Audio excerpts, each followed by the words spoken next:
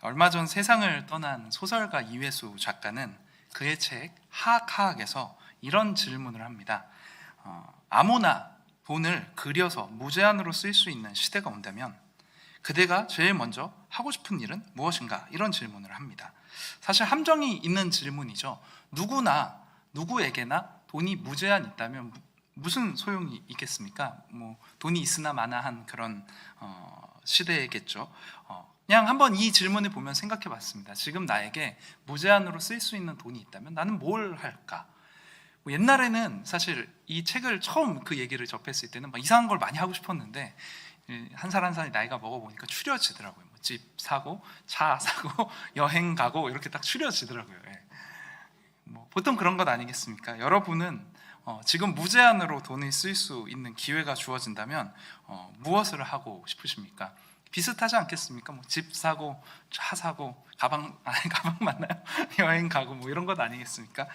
그런데 한편으로 보자면 이렇게 돈을 무제한으로 쓸 수 있는 인생이 그렇게 재미나지는 않을 수 있습니다. 제가 잘은 모르는데 그 스타크래프트라는 게임이 있거든요. 어렸을 때 좀 해봤는데 그 게임에서 치트키라 그래요. 쇼미더머니 이걸 치면 돈이 무제한으로 생기거든요. 그렇게 게임을 하니까 게임이 재미가 없더라고요. 그래서 저도 경험해 보진 못했지만 어쩌면 무제한으로 돈을 쓸 수 있는 인생은 좀 재미가 없을 수도 있겠다라는 상상과 추측은 한번 해봅니다. 그러면 좀 더 긴장감 있는 상상을 한번 해볼까요? 돈을 무제한으로 쓸 수 있는데 쓸 수 있는 기간이 오늘 딱 하루인 겁니다. 오늘 딱 하루 동안 돈을 무제한으로 쓸 수 있다. 그렇게 살 수 있다. 대신 오늘 하루로 끝나는 겁니다. 그러면 여러분 무엇을 하시겠습니까? 펑펑 놀 수 있겠죠. 마음껏 내가 하고 싶은 것들을 다 하면서 놀 수 있겠지만 사실 앞에 얘기했던 것들을 하자면 상당히 바쁜 하루가 될 것 같습니다. 저는 집도 계약해야 되죠. 부동산 계약이 좀 까다롭고 꼼꼼히 봐야 됩니까? 계약도 해야 되죠. 차도 요즘에는 차를 신청하면 1년 6개월 걸린다 그러더라고요. 그러니까 계약서 또 써야 되고 옵션을 선택해야 되지 않겠습니까? 어떤 트림으로 갈 건지, 색상은 뭘 할 건지 이런 거 하다 보면 하루가 금방 가지 않을까 그런 생각을 해봤습니다. 똑같은 가정의 상상이지만 시간을 한정시키니까 상당히 다가오는 의미가 좀 다를 수 있겠죠. 어쩌면 오늘 본문에 등장하는 청지기가 바로 이런 가정이 현실로 다가왔던 사람일 수 있습니다. 본문은 예수님의 여러 가지 비유들 중에 상당히 까다로운 비유, 좀 이렇게 해석을 하자니 이쪽이 조금 아닌 것 같고 이렇게 해석을 하자니 또 저쪽이 좀 아닌 것 같은 좀 그런 까다로운 비유라고 알려진, 그렇게 보일 수 있는, 저같이 전도사 아마추어에게는 상당히 어려울 수 있는 그런 말씀일 수도 있는데, 단편적으로만 보면 이 비유에서 말하는 것과 예수님이 말씀하시는 것, 평소에 말씀하시던 게 뭔가 앞뒤가 안 맞는 것처럼 보일 수도 있어요. 그렇지만 이 말씀을 잘 보다 보면 우리가 좀 역설적이라고 느끼는 의문 부호가 찍히는 부분에 사실은 우리가 발견해야 할 보물이 있습니다. 이 이야기에서 나오는 그 내용들을 잘 이해하기 위해서 우리가 먼저 전제해야 되는 것은 무엇이냐면 이 이야기는 실제가 아닌 지어진 이야기라는 것을 좀 잘 생각을 하면서 가야 됩니다. 우리가 보통 얘기를 지어낼 때는 이 이야기를 지어서 전달하고자 하는 어떤 메시지가 있는 거예요. 그러니까 지어진 이야기를 볼 때는 이거를 실제적 사건으로서 자꾸만 인과를 너무 투영을 하면요, 이 이야기의 본질이 좀 흐트러집니다.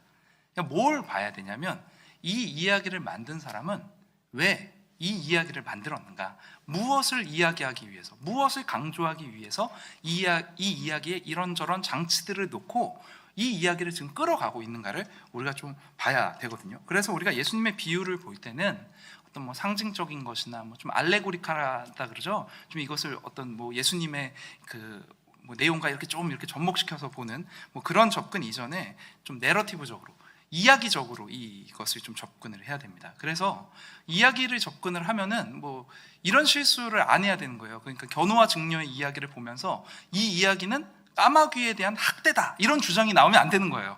어떻게 까마귀를 밟고 만날 수 있냐, 이거 학대다, 동물학대다, 이러면 안 되는 겁니다. 그러니까 그 이야기는 그 이야기를 통해서 전달하고자 하는 것들이 있고, 전달하고자 하는 그 핵심이 뭔지를 우리가 봐야지 자꾸만 약간 샛길로 빠져가지고 이거는 왜 이래 이거는 왜 이래라는 어떤 시비를 자꾸만 잡아서는 안 되는 것이죠. 그래서 우리가 지금 이 이야기를 볼 때 이 이야기꾼이 예수님께서 어떤 핵심을 이야기하기 위해서 이런저런 설정을 두고 계신지에 대해서 좀 관심을 두면서 우리가 좀 이 이야기를 봤으면 좋겠습니다.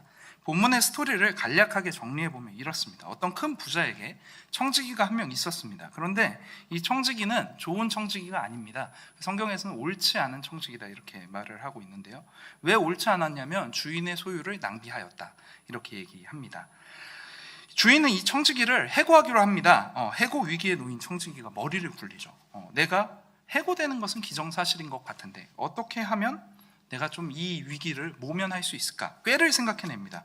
그것은 아직 자기가 청지기의 직분을 가지고 있을 때 그 권력을 이용해서 빚진 자들을 탕감해주고 은혜를 베푸는 겁니다. 그러면 그 사람들이 나중에 내가 해고가 돼서 잘려도 고마워하면서 나를 도와주지 않을까 하는 생각을 해낸 겁니다. 이 역시도 우리의 눈에는 상당히 영악하게 자신의 이득을 챙기려는 태도처럼 보였죠. 우리 눈에는 청지기가 정신 못 차리고 간사하게 계속해서 행동하는 것 같은데 주인은 뜻밖의 이렇게 꾀를 쓰는 청지기를 오히려 칭찬을 합니다. 우리는 사실 이 부분에서 아리송하게 되는 겁니다. 아니 자기 살기 위해서 꾀를 쓰는 이 청지기, 그래서 잘릴 위기에 있는 이 청지기가 또 자기 살기 위해서 꾀를 쓰는 것 같은데 아까는 낭비하였다고 꾸중하더니 왜 지금은 칭찬을 하고 있는 건가? 이 의문에 대한 대답이 아마 이 비유를 해석하는 열쇠일 수 있을 겁니다. 자, 우리가 한번 이 비유를 이해하기 위해서 차근차근 밟아보겠습니다. 주인은 어떤 사람일까요? 주인은 어떤 사람입니까? 우리가 이것에 대해서 조금 깊이 고민해 볼 필요가 있겠습니다. 우리가 보통 생각하는 부자는 어떤 거냐면 돈이 많은 사람이지만, 그럼 부자들을 많이 만나보다 보면 그냥 이제 이거는 성경에 나온 얘기 아닙니다. 저희 경험적인 특징은 돈을 그냥 잘 버는 사람이 부자는 아니에요. 그러니까 부자들의 특징을 보면 제가 느낀 건 뭐냐면 돈 관리를 잘합니다. 그러니까 밑 빠진 독에 물을 아무리 부어봤자 빠지는 거고요. 제가 진짜 그 재물 관리를 잘하시는 분들이 대부분 부자이시더라고요.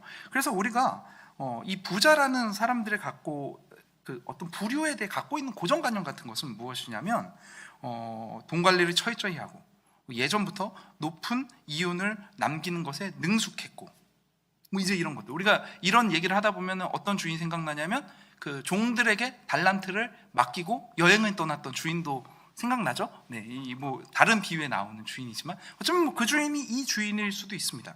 그런데 본문의 말씀을 보면요, 이런 우리가 갖고 있는 부자에 대한 그림과 비교를 해보면 조금 이상해요. 둘 중에 하나입니다.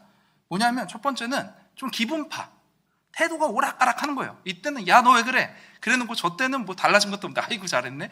이 기분이 좀 달라졌나라고 생각해 볼 만한 사람이 있는가 하면 두 번째는 이 부자는 우리가 보편적으로 생각하는 부자의 개념과 조금 다르다, 이렇게 생각을 해볼 수가 있는 거죠. 근데 여러분 어떨 것 같습니까? 전자의 좀 약간 기분파, 태도를 오락가락하는 주인이 예수님의 비유에 등장하는 주인일 것 같습니까? 아니면 우리가 원래 알던 부자랑은 조금 다른 종류의 사람이구나 할 것 같습니까? 저는 전자여서는 안 된다고 생각해요. 그럼 이 이야기가 안 돼요. 후자이겠죠. 그러니까 이 주인이 부자는 부자예요. 그런데 조금 다릅니다. 그 뭐가 다른지를 우리가 좀 알아가는 게 되게 중요한 거거든요. 자, 그렇다면 주인이 어떤 사람인지 한번 보겠습니다. 1절에 보면 청지기가 소유를 낭비하죠. 주인이 청지기를 해고하기로 결심을 합니다. 그런데 이 낭비의 개념이 과연 무엇인가? 우리는 보통 낭비를 뭐라고 생각하냐면 돈을 막 쓰는 거예요. 헤프게 쓰는 거죠. 그냥 사실은 우리같이 없는 사람들에게는 그냥 쓰는 것 자체가 낭비입니다. 그렇지 않습니까? 아끼면 아낄수록 좋은 거고 벌어들이면 벌어들일수록 좋은 거고 뭐든지 쓰면 쓸수록 낭비 아니겠습니까? 가방 하나 사는데 1,000만 원이다 그러면 우리는 그 가방이 1,000만 원의 가치가 있는지를 따지기 이전에 누가 1,000만 원짜리 가방을 사냐, 낭비한다 이렇게 생각하지 않습니까? 저도 그렇거든요. 그러니까 우리 개념에서는 돈은 쓰면 쓸수록 낭비인 건데, 그런데 이 낭비의 핵심은 무엇이냐면 사실 헛되게 사용하는 것을 낭비라고 합니다. 그러니까 우리가 좋은 일, 의미 있는 일, 값어치 있는 일에 돈을 많이 쓰는 것을 낭비라고 생각하지 않죠. 그래서 우리는 보통 이윤이 남으면 의미 있게 쓴 거고 이윤이 안 남게 쓰면 헛되게 쓴 거라고 생각을 하는데, 이 주인은 어떤 사람이냐면 부자인데 큰 부자입니다. 큰 부자. 그러니까 이 큰 부자는 크다는 개념이 얼마만큼 큰 개념이냐면요, 여러분, 궁극적으로 이 큰 부자가 누구예요? 하나님 정도의 부자예요. 그러니까 여러분 아시겠습니까? 그러니까 이 부자는요, 크고 커서 너무 큰 부자입니다. 써도 끝이 없는 돈을 가진 주인이라는 거예요. 그러니까 이런 주인에게 있어서 이 돈의 액수가 아깝거나 돈의 액수가 과한 건 없는 겁니다. 너무 크니까요. 이 종이 아무리 써봤자 액수 갖고 낭비가 되지가 않는 겁니다. 그러면 이 써도 끝이 없는 돈을 가진 주인이 청지기에게 원하는 것이 과연 돈을 아껴서 쓴다거나 아니면 돈으로 이윤을 내는, 돈을 불리는 일이었겠습니까? 그렇지 않다는 거죠. 주인에게 중요한 것은 무엇이냐면 이 청지기가 내가 바라는 대로 돈을 쓰고 있는가를 보고 있는 겁니다. 이 낭비의 개념은 무엇이냐면 청지기가 이 주인의 뜻대로 돈을 쓰지 않았다는 것을 이야기를 하는 겁니다. 그걸 이야기를 하는 겁니다. 이것이 바로 청지기가 낭비한 것과 이후에 지혜 있게 일했다고 칭찬을 받는 것에 차이가 되는 기준일 수 있는데, 그러면 이 이야기를 통해서 드러나는 것이 무엇이냐? 주인이 원하는 그게 과연 무엇이었느냐? 그러니까 주인이 원하는 대로 쓰면 지혜 있게 일한 거라 그랬죠. 주인이 원하는 대로 안 쓰면 낭비라고 했습니다. 그럼 주인이 원하는 게 무엇이었냐라는 걸 찾아내면 이 이야기가 끝나는 겁니다. 이게 결론이라고 해도 과언이 아닙니다. 좀 넘어가서 그럼 우리 청지기는 누군지 한번 봐볼까요? 청지기는 누구였을까요? 청지기는요, 칭찬받을 만큼 지혜로운 사람이었습니다. 여러분 동의가 되십니까? 우리가 읽은 내용에 있어서 청지기가 과연 칭찬을 받을 만큼 뭐가 그렇게 지혜로웠나라는 생각이 드실 수 있을 텐데, 이 청지기의 지혜는 무엇이냐면 위기를 인식했다는 겁니다. 자신이 위기에 처해 있다는 것을 인식한 게 청지기의 지혜였습니다. 많은 사람들이요, 될 대로 되라 이렇게 세상을 살아갑니다. 내일에 대한 진지한 고민을 하지 않습니다. 왜 제가 이렇게 이야기하는 좀 이해가 안 되실 수도 있겠지만, 왜냐하면 다들 노후 준비를 하고 내일을 준비하면서 살지 않습니까? 근데 정말 우리가 사람들이 내일에 대한 걱정과 두려움과 준비를 했다면 죽음을 이렇게 쉽게 간과할 수는 없습니다. 죽음에 대한 준비를 하는 것이 곧 내일에 대한 준비를 하는 것이고, 이것이 위기를 느끼는 것인데, 세상을 살아가는 많은 사람들은 내일에 대한 위기를 느끼지 않아요. 그냥 그것은 오는 것이고 그 안에서 될 대로 되라고 살아가는 것이죠. 그런데 청지기는 자기 자신이 처한 처지에 대한 정확한 인식이 있었습니다. 그것은 무엇이냐면 자기는 죄를 지었다는 겁니다. 주인 앞에 죄를 지었다는 그 인식이 있었고요. 그리고 자신의 죄에 대한 처벌이 내려질 것이라는 것에 대해서 알고 있었습니다. 그것을 대비해서 지금 자신은 무언가를 해야만 한다는 생각을 갖고 있었던 게 바로 이 청지기가 가진 지혜였다는 겁니다. 그리고 이 문제를 해결하기 위해서 이 청지기가 택한 방법도 상당히 지혜롭습니다. 그것이 무엇이죠? 친구를 사귀는 겁니다. 사람들을 친구로 만드는 것이 이 사람이 택한 방법이었다는 겁니다. 도망을 치거나 빈 돈을 채우거나 이 청지기가 말하는 대로 빌어먹는 방법이 아니라 나에게 아직 기회가 있을 때 이 기회를 사용하여서 친구를 사귀었다는 겁니다. 이 행동은요, 자신을 위한 행동이었지만 이런 그 사람의 일들을 통해서 빚진 자들은 숨통이 트이게 됐고요, 주인도 훨씬 인덕 있는 부자로 명성을 떨치게 되었습니다. 그리고 이 일을 통해서 궁극적으로 친구를 얻었다, 사람을 얻었다. 이것이 굉장히 중요한 일입니다. 우리가 복음서를 통해서 본 예수님의 시선은 어떤 것에 예수님이 시선이 맞춰져 있냐면 그 사람의 의도를 봅니다. 보통 행위를 갖고 사람을 많이 판단하지 않으시고 그 사람의 마음속에 뭐가 있는지, 어떤 생각과 마음과 의도를 갖고 이 일을 하는지를 막 보세요. 예를 들어 바리새인이다. 그러면 바리새인들은 굉장히 거룩한 사람들 아니었습니까? 행위나 기도나 예배에 대해서도 바리새인들이 상당히 사람들에게 보여주기 위해서 틀이 갖춰진 사람들이었습니다. 그런데 이런 사람들에 대해서 예수님께서 뭐라고 평가하시죠? 저 사람들은 잘못됐다는 겁니다. 왜 잘못되어 있는 것이죠? 이 사람들이 그런 자신의 행위를 통해서 하고 싶은 의도는 하나님께 영광을 돌리기 위해서가 아니라 자신이 영광을 받으려고 했다는 겁니다. 그래서 예수님께서는 그들이 했던 행위를 통틀어서 비판하십니다. 뭐라고까지 얘기하시죠? 저들이 회칠한 무덤이다, 이렇게 말씀을 하시죠. 그런데 이 이야기에 등장하는 주인, 하나님이나 예수님처럼 보이는 이 주인의 모습은 사뭇 다릅니다.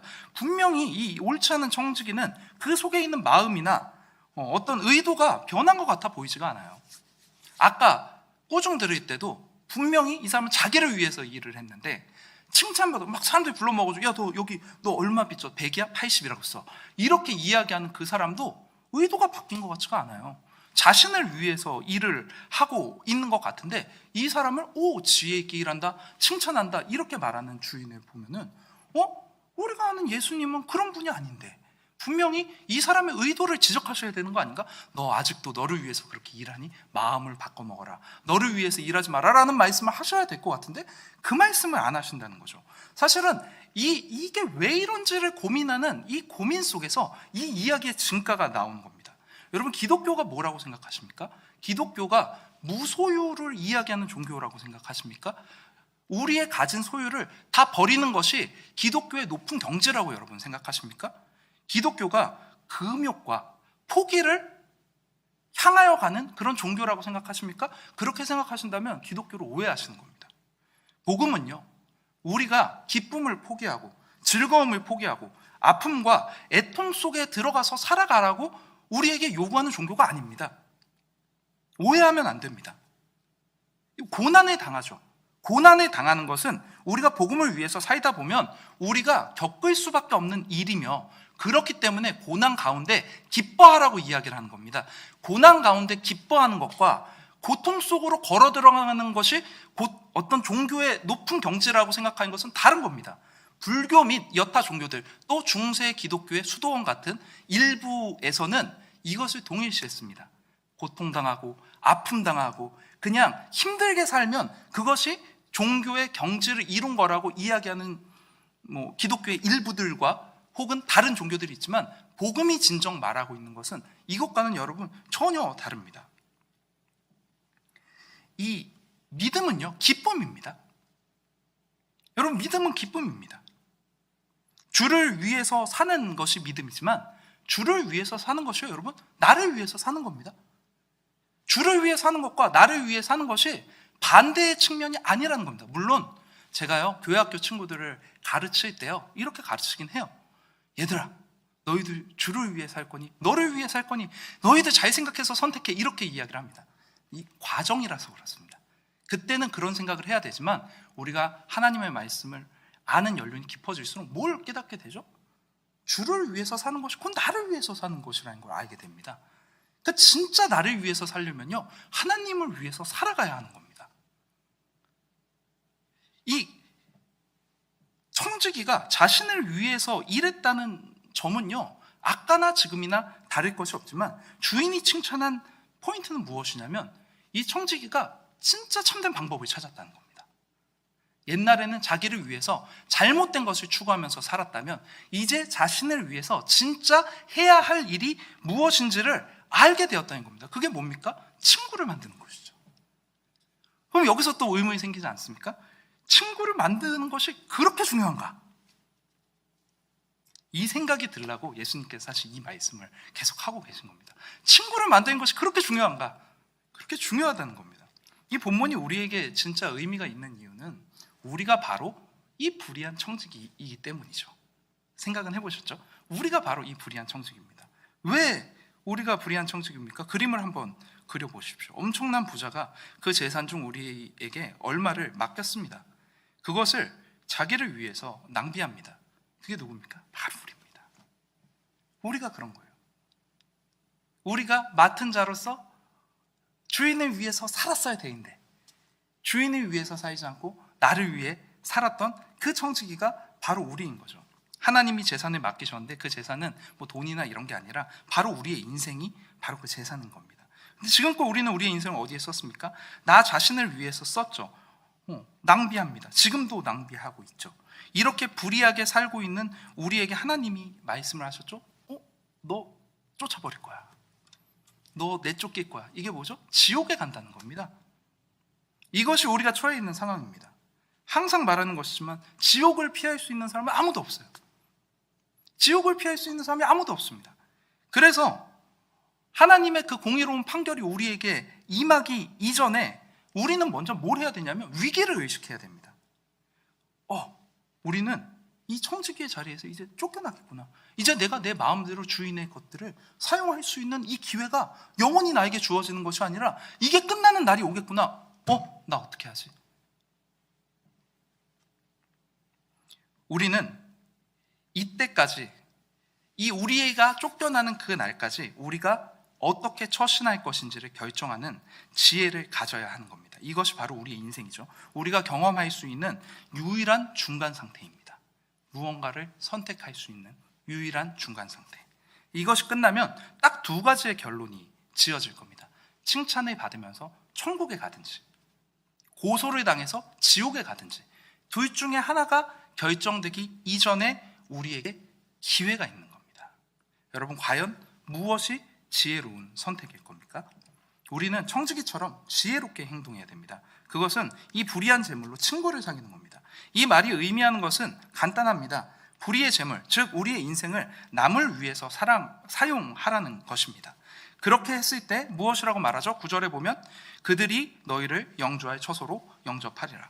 이것이 간단히 천국에 들어갈 수 있는 말인데, 그러면 이웃을 위해 인생을 사용하면 천국에 갑니까? 네, 맞습니다. 이게 어떻게 그렇죠? 마태복음 25장 45절에 보면 이렇게 나와 있습니다. 제가 한번 읽을게요. 이에 임금이 대답하여 가라사대 내가 진실로 너희에게 이르노니 이 지극히 작은 자 하나에게 하지 아니한 것이 곧 내게 하지 않은 것이다. 반대로 지극히 작은 자에게 한 것이 곧 나에게 한 것이라고 말씀하시죠? 이웃을 섬기는 것이 구원의 방법이라는 말이 아닙니다. 하나님께서 기뻐하시는 일이라는 겁니다. 하나님은 이러한 청지기의 지혜를 빛의 아들들보다 나은 지혜라고 말씀을 하십니다. 말씀을 준비하면서 좀 새삼 제가 실감한 것은 우리의 인생이 두 번이 아니라는 거예요.